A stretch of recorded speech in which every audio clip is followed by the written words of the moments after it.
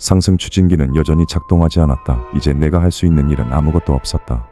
구조 드론은 이미 출발했다는 수신을 받았다. 그러나 이후에 아무런 연락이 없다. 이 어두운 곳에서 나를 찾을 수 있을까? 탈출선은 더 깊은 곳으로 끌려 내려가고 있었다. 잠시 후 갑자기 어둠 속에서 비가 내리기 시작했다. 창밖의 풍경은 더욱 기괴하게 변하기 시작했다. 그리고 곧 나는 더 믿을 수 없는 광경과 마주했다. 창밖 아래쪽에 검고 거대한 표면이 나타났다.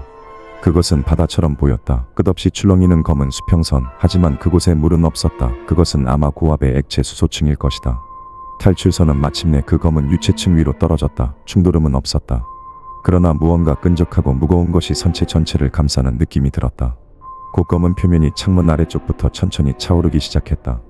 여기까지 버텨준 탈출선에게 고마운 마음이 들었다. 하지만 이제 정말 끝이라고 생각했다. 나는 조용히 눈을 감았다. 구조대는 정말 오지 않는 것인가?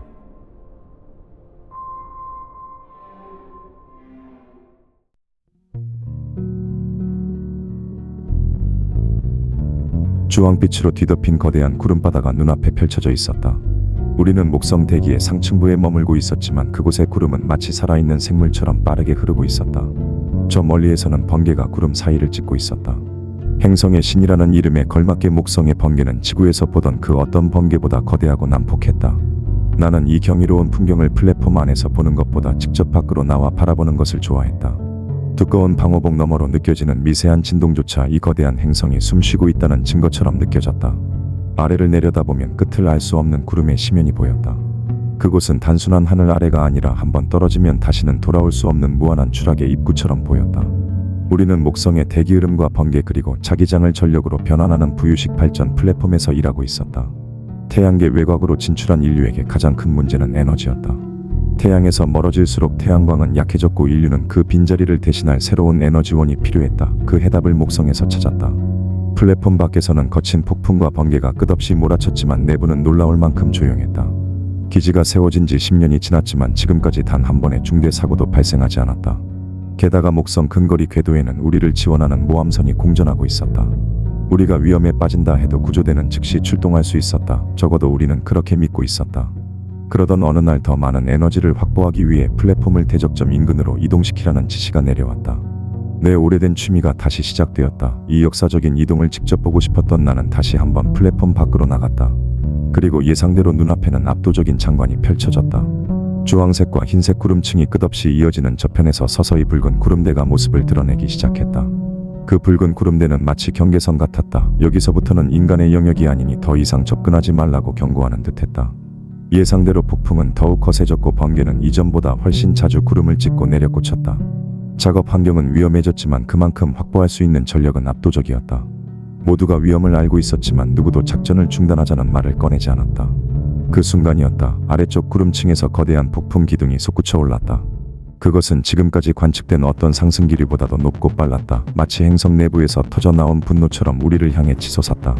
폭풍은 그대로 플랫폼을 덮쳤고 고정 케이블들이 하나씩 비명을 지르듯 끊어졌다. 거대한 부유식 구조물은 중심을 잃은 채 뒤틀리기 시작했다. 그리고 마침내 플랫폼은 절반으로 갈라졌다. 밖에서 작업하던 동료들은 순식간에 사라졌다. 누군가는 대기층 아래로 떨어졌고 누군가는 폭풍에 휩쓸려 허공 속으로 빨려 들어갔다. 비명은 통신 잡음에 묻혔고 구조 신호는 번개 소리에 찢겨나갔다. 나는 간신히 소형 탈출선 안으로 몸을 던졌다. 그러나 해치가 닫히는 순간 탈출선은 거대한 하강 기류에 붙잡혔다. 상승 추진기는 비명을 지르듯 점화됐지만 목성의 폭풍은 그것을 비웃듯 우리를 아래로 끌어당겼다. 그리고 나 역시 동료들처럼 목성의 대기층 깊은 곳으로 떨어지기 시작했다. 탈출선에 몸을 던진 직후 나는 거대한 충격과 함께 의식을 잃었다. 얼마나 시간이 지났는지 알 수 없었다. 간신히 눈을 떴을 때 창밖에는 여전히 주황색 구름층만이 가득했다. 센서가 표시하는 풍속은 믿기 어려울 만큼 빨랐다. 보이지 않는 거대한 손들이 사방에서 탈출선을 두드리고 있는 것 같았다. 탈출선은 상승과 하강을 반복하듯 격렬하게 흔들렸다. 하지만 고도계의 숫자는 계속 아래를 향하고 있었다. 상승 추진기를 가동했지만 반응은 없었다. 엔진은 몇 차례 짧게 떨리더니 곧 침묵했고 탈출선은 끝없는 하락을 시작했다. 나는 목성 근거리 궤도에 떠있는 모함선으로 구조 신호를 보냈다. 잠시 후 구조 드론을 즉시 출동시키겠다는 회신이 돌아왔다. 그러나 그 짧은 안도감도 오래가지 않았다. 창밖의 주황빛 구름은 점점 어두워졌고 곧 하얀 입자들이 유리창을 스치기 시작했다. 처음에는 눈처럼 보였다. 어두운 밤하늘에 흩날리는 눈발처럼 창밖은 이상할 만큼 평온해 보였다. 하지만 그것은 암모니아 얼음과 독성 결정들이었다. 아름다워 보이는 그 입자들은 탈출선의 외벽을 천천히 갉아먹고 있었다. 나는 다시 모함선에 구조 신호를 보냈지만 신호는 돌아오지 않았다. 너무 깊이 내려온 탓에 두꺼운 대기가 통신을 집어삼키고 있었다. 상승 추진기는 여전히 작동하지 않았다. 이제 내가 할 수 있는 일은 아무것도 없었다. 탈출선은 더 깊은 곳으로 끌려 내려가고 있었다. 공포가 목을 조여왔다. 그래도 아직 끝은 아니라고 스스로에게 말했다. 구조드론은 이미 출발했고 분명 나를 찾아낼 것이다. 다행히 탈출선의 속도는 무한히 빨라지지는 않았다. 아래로 내려갈수록 대기는 더 짙어졌고 그 저항이 추락 속도를 억누르고 있었다. 하지만 그것은 결코 좋은 소식이 아니었다. 속도가 줄어든다는 것은 그만큼 주변 압력이 빠르게 높아지고 있다는 뜻이었다. 목성은 너무나 거대했다. 치명적인 압력층에 도달하기까지 아직 시간은 남아있을 것이다. 하지만 그 시간이 얼마나 되는지는 알 수 없었다. 나는 제발 구조 드론이 늦지 않기를 바랐다. 잠시 후 창밖의 풍경은 더욱 기괴하게 변하기 시작했다. 갑자기 어둠 속에서 비가 내리기 시작한 것이다. 그런데 그 빗방울은 아래로 떨어지지 않았다. 옆으로 흐르고 위로 솟구치고 공중에서 둥근 구슬처럼 맴돌았다. 압력과 전기장 그리고 미친 듯이 뒤섞인 대기 흐름이 액체의 움직임마저 뒤틀어 놓고 있었다. 그리고 곧 나는 더 믿을 수 없는 광경과 마주했다. 창밖 아래쪽에 검고 거대한 표면이 나타났다.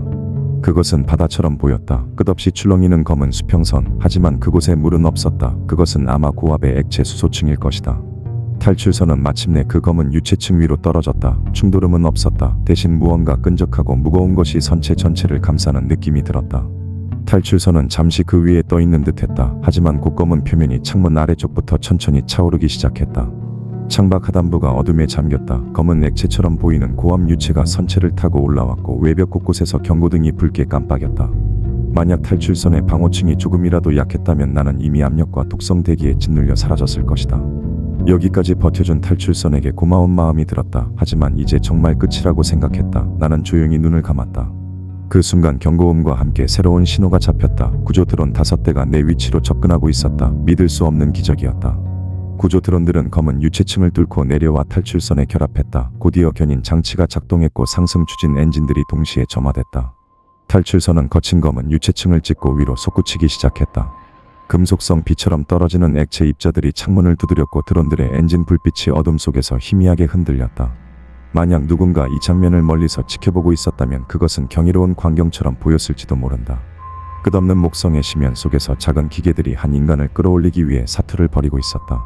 마침내 우리는 다시 암모니아 얼음층에 도달했다. 하지만 그때 이미 드론 세대가 추진력을 잃은 뒤였다. 생각해보면 당연한 일이었다. 목성의 압력과 독성 대기 그리고 끝없이 몰아치는 전기 폭풍을 견디는 것 자체가 불가능에 가까웠다. 암모니아층 역시 안전한 곳은 아니었다. 부식성 입자들은 드론의 외피를 갉아먹었고 통신은 여전히 모함선까지 닿지 않았다. 추가 구조 요청을 보내려면 반드시 주황색 상층 구름대까지 올라가야 했다. 그곳까지 도달해야만 모함선과 다시 연결될 수 있었다. 하지만 간절한 바람과 달리 또 하나의 드론이 추진력을 잃었다. 이제 남은 것은 단 한 대뿐이었다. 고도계를 확인했다. 암모니아층은 거의 끝나가고 있었다. 조금만 더 올라가면 다시 통신 가능 영역에 닿을 수 있었다. 나는 구조 신호 송신 버튼을 계속 눌렀다. 손끝이 떨렸지만 멈출 수 없었다. 제발 닿아라. 제발 누군가 받아라. 그 순간 마지막 드론의 추진력이 서서히 약해지기 시작했다. 탈출선은 다시 아래로 기울었고 고도계의 숫자는 불길하게 멈춰섰다. 나는 구조 신호 송신 버튼을 놓지 않았다. 손끝에는 이미 감각이 없었지만 화면 한쪽의 송신 표시등만은 희미하게 깜빡이고 있었다.